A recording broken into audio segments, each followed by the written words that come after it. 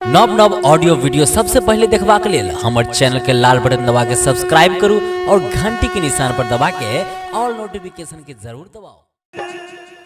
गोकुला नगरिया बथैया बाज हो बथैया बाज एक बेर बउआ के मन के आशीर्वाद स्वरूप जोरदार ताली बजा दियो सब गोटे।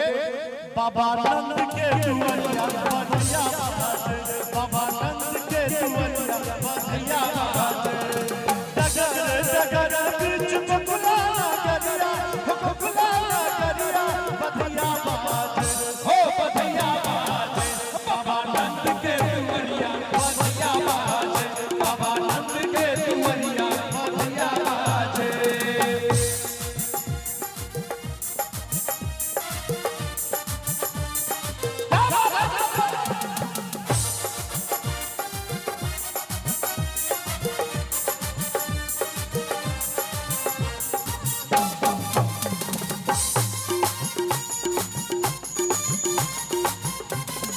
राजा जी के शोभे पियर पीतांबर राजा जी के शोभे पियर पीतांबर राजा जी के शोभे पियर पीतांबर यशोदा हो हे यशोदा लाल पियर चुनरिया यशोदा लाल पियर चुनरिया यशोदा के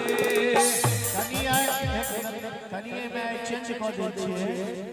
डगर बीच चौकवा नगरिया बथैया बाज हो बथैया बाज।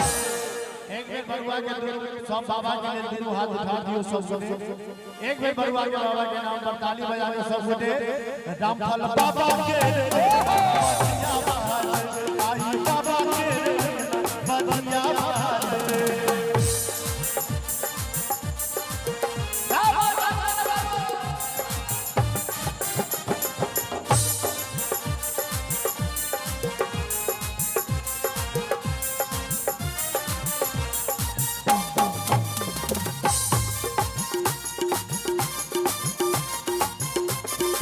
राजा जी लुटावे अनधन सोनमा राजा जी लुटावे अनधन सोनमा राजा जी लुटावे अनधन सोनमा देखन लागे हो देखन लागे हर कांत बाबा के